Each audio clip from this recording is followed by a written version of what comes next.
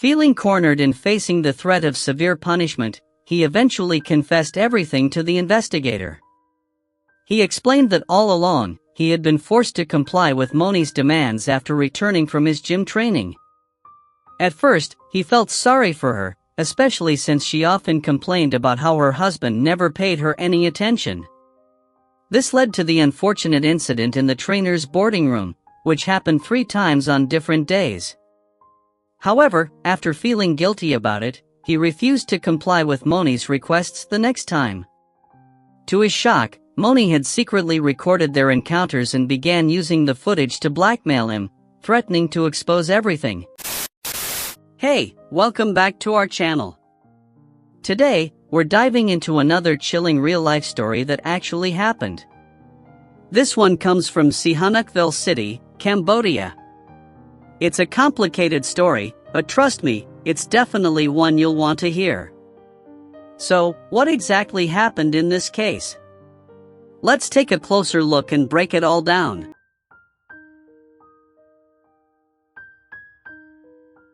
Before we jump into the story, don't forget to like, comment, and subscribe. And be sure to share this story with your friends.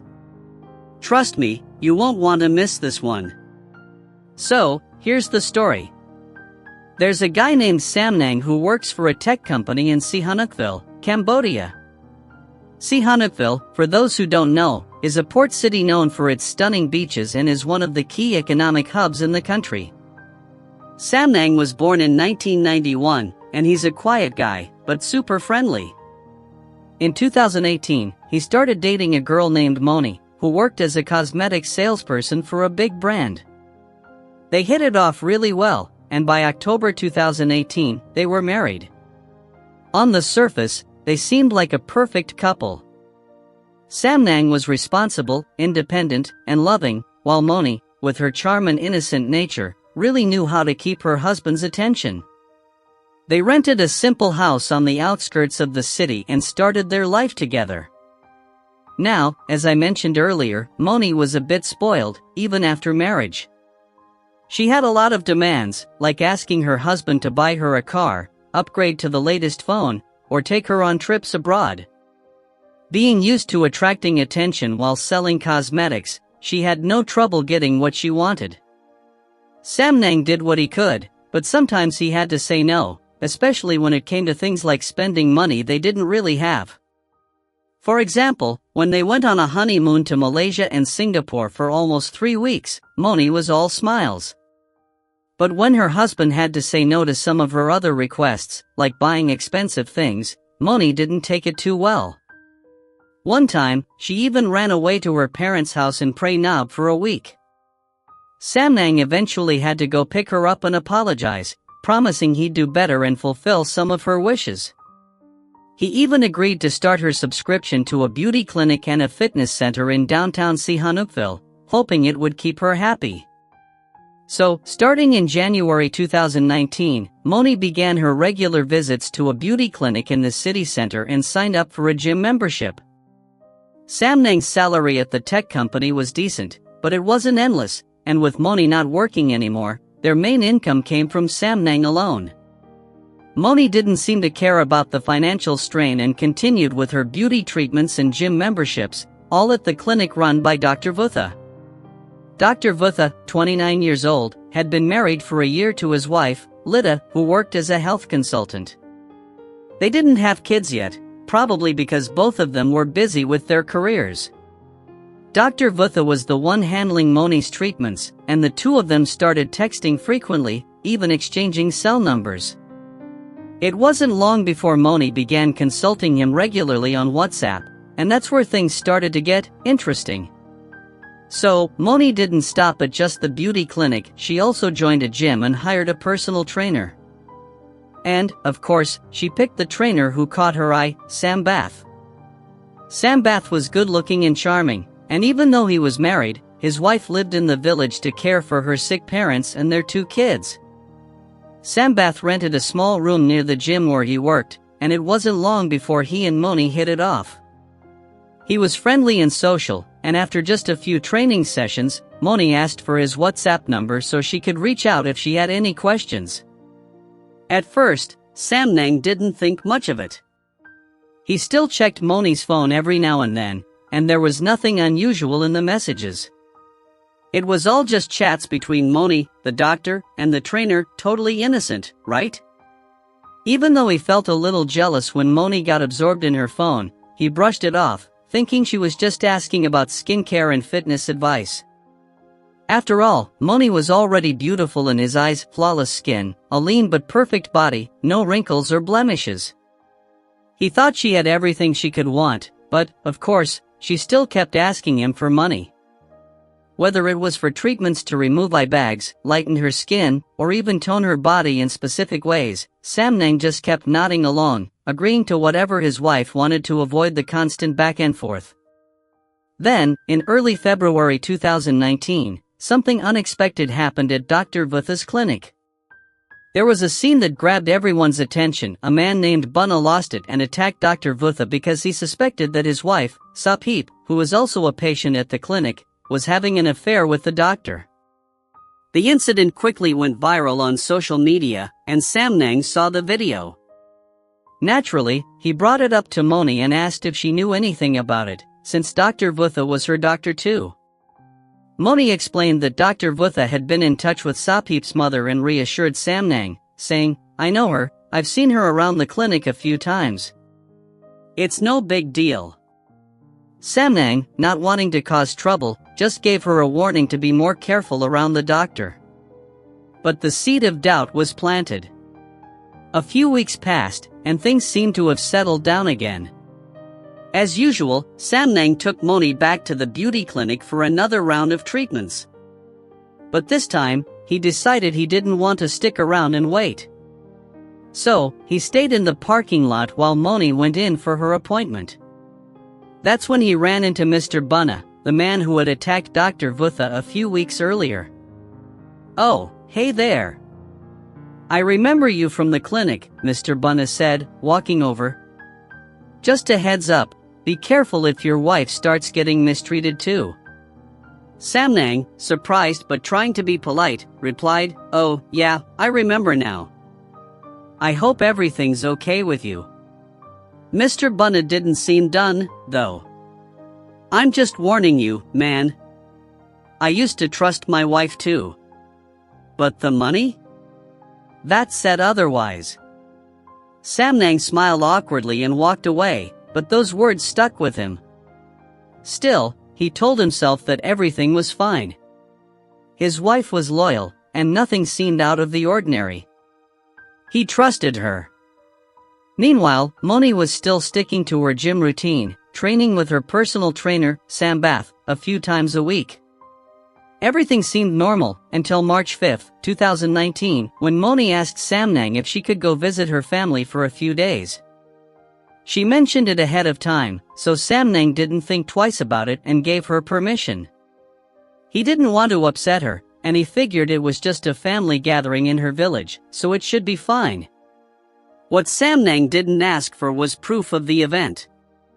He trusted Moni, and she even had a video call with him that night before bed, which she took as a sign everything was good.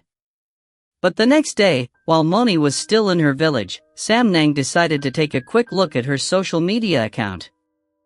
He was just curious and figured it couldn't hurt. That's when he saw something that made his heart skip a beat. He clicked on Dr. Vutha's profile, and sure enough, there was a story posted by the doctor. In the story was a picture of a room that looked strikingly similar to the one Moni had been in during their video call the night before. And, to make things even more suspicious, the location tagged in the photo wasn't in her village, it was in an inn on the outskirts of Sihanoukville. Samnang's heart sank. His wife had told him she was in the village, yet the location in the story didn't match. Why was she at an inn so far from home? His suspicions were starting to grow, and he couldn't shake the feeling that something wasn't adding up. This is when Samnang's suspicions really started to grow. He began wondering if maybe Moni was having an impromptu consultation with Dr. Vutha, which could explain why they were both at the same place. But Moni had told him she was going home for a family event, and something about that didn't sit right. Samnang called her several times, but she didn't pick up. He texted, but there was no response either. At this point, he was feeling uneasy, so he decided to go to Dr. Vutha's clinic. When he got there, the staff told him that the doctor was out of town on vacation and wouldn't be back until next week. They did offer a substitute doctor, but that didn't ease Samnang's worries. It only made him more convinced that Moni was with the doctor. He'd even asked the clinic staff for Dr. Vutha's personal number before, but they refused to give it to him. With his wife still unreachable, Samnang tried calling the inn where he suspected Moni might be staying. They wouldn't tell him anything about the guests. He even considered going there in person, but his manager refused to let him take time off, citing tight deadlines at work. So, he continued working, trying to stay busy, but the nagging feeling of something being wrong wouldn't leave him. By Sunday, Moni still hadn't returned, and her phone remained off. Samnang was becoming more anxious. He tried calling his in-laws to see if Moni had gone back to their house, but they told him she wasn't there. Now he was really starting to panic. On March 11, 2019, in the afternoon, Samnang returned to Dr. Vutha's clinic, hoping for some answers. But the staff told him that the doctor had already left for the day and suggested he come back the next morning. Confused and frustrated, Samnang couldn't understand where Moni had gone if Dr. Vutha was back at the inn. At this point, Samnang was desperate. He returned to their rental house, trying to search for Dr. Vutha's address online, but couldn't find anything. His only thought was to report Moni missing to the police if she didn't come back by noon the next day. Deep down, he couldn't shake the fear that something terrible had happened. Maybe Moni had been hurt by the doctor, or worse. But all he could do was hope and pray that things weren't as bad as they seemed. On the morning of March 13, 2019, around 8 a.m., Samnang was woken up by a loud banging on his door, followed by the incessant ringing of the doorbell. He groggily got out of bed and opened the door, only to be met by several police officers with tragic news. They told him that his wife, Moni, had been found lifeless on the beach at around 3 a.m. Samnang collapsed, overcome with grief, and let out a heart-wrenching scream. This was his worst fear, and it had come true. He immediately mentioned Dr. Vutha's name to the officers, believing that the doctor was somehow responsible for what had happened. But the police informed him that the perpetrator had already been arrested. It was Lida, the doctor's wife, who had turned herself in after the incident. As the investigation unfolded, it became clear that Samnang's suspicions had been right. His wife had been involved with Dr. Vutha months before the tragic event. Moni and the doctor had been meeting in secret while Samnang was away at work. In fact, Moni had a secret WhatsApp account that she only used to communicate with Dr. Vutha, and it was hidden in a second room of her phone, an Android feature that lets you store messages or apps away from prying eyes. The plan to stay at the inn had been in motion for some time, under the guise of a family event in the village. The problem was, Moni was worried that if Samnang got suspicious, he'd follow her. So, the doctor had told his wife, Lida, that he had an event out of town, but Lida didn't buy it. She'd already been suspicious about her husband's behavior, especially after the confrontation with Mr. Bunna, which had revealed his affair with Sopheap. On the day of Moni's disappearance, Lida decided to follow her husband to the inn, suspecting he was meeting Moni there. When they arrived, an argument broke out between the three of them. In the heat of the moment, Lida threw Moni's phone against the wall, breaking it. Dr. Vutha, trying to keep the peace, told Moni to leave and head back to Sihanoukville. He arranged for a hotel near his clinic for Moni to stay, fearing that his wife would report the affair to Samnang. So, while Samnang was searching frantically, Moni was hiding out in a hotel near the port of Sihanoukville, hoping things would calm down. Lida had no idea where Moni was staying. She had thought about telling Samnang everything, but since Dr. Vutha had been avoiding going home for days, staying with Moni at a hotel, Lida didn't know which one. But on March 13, 2019, while driving around, she spotted Dr. Vutha's car parked near the beach. She immediately went to investigate and saw Moni in the car with him. Enraged, Lida confronted them both. The doctor, fearing for his safety with Lida carrying a sharp object, ran off, leaving Moni alone. Unable to defend herself, Moni was attacked by Lida. Tragically, Moni didn't survive the assault and passed away at just 28 years old. Lida, realizing the gravity of what she'd done, turned herself in to the authorities a few days later. The trial at the Sihanoukville City High Court was packed with people. Sam Nang was heartbroken and furious, struggling to accept the reality of his wife's death. At first, he didn't believe Lida's version of events, but when evidence from voice notes and WhatsApp chats on Moni's secret phone number were presented, it became clear that his wife had been hiding a lot from him. Moni had been lying, and the truth hurt. During the trial, Ms. Sapip and her husband also testified about Dr. Vutha's past inappropriate behavior, with Sapip revealing that the doctor had flirted with her for months, promising her money if she would submit to his advances. Sapip expressed her regret and asked the court to punish the doctor as well. But the story didn't end there. A few days later, 5 other women, all former patients of Dr. Vutha, came forward to report similar experiences. Many of them had been subjected to inappropriate behavior in the doctor's clinic, but only one woman, named Fala, was brave enough to testify in court. She revealed the shocking details. At first, it was consensual, but over time, the doctor started threatening me. His desires went beyond normal, and he wanted things I was uncomfortable with. He preferred things done from behind, which made me uneasy, and I knew I had to end things with him. Fala even confided in Lida about the doctor's behavior, but Lida had kicked her out of the house in anger. So, Fala, feeling humiliated and unsafe, chose to remain silent and walk away from the situation. On the other hand, Moni's behavior didn't stop there. As the investigation unfolded, one of her gym friends came forward, revealing that Moni had been involved with her trainer, a man named Sam Bath. He was called in for questioning, and after being threatened with severe punishment, he finally confessed everything to the investigators.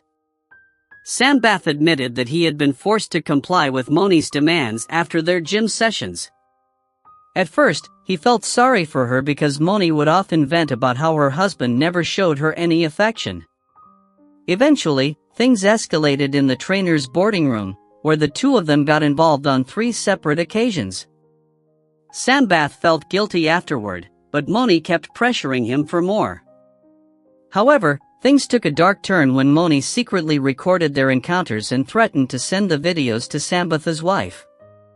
Terrified, Sambath complied with her demands, servicing her at least 2 or 3 times a week, fearing the fallout if the videos were ever exposed. Despite all this, he insisted that he had no involvement in Moni's death on the beach. Fast forward to November 2, 2019, when the court delivered its verdict. Lida, the doctor's wife, received some leniency in light of her actions to protect her family's honor. She was found guilty of taking Moni's life and sentenced to 8 years in prison. Moni's parents pushed Sam Nang to appeal the verdict, arguing that it was far too light given that their daughter's life had been taken. But Sam Nang, despite his grief, couldn't bring himself to do it. He knew his wife's actions had been horrendous, and the affair with the doctor, along with the betrayal involving her trainer, had pushed things too far. He was particularly enraged by her claim that her husband had never touched her. However, despite everything, Sam Nang couldn't bring himself to seek further punishment for Lida. He felt that in some way, Lida was also a victim in all of this.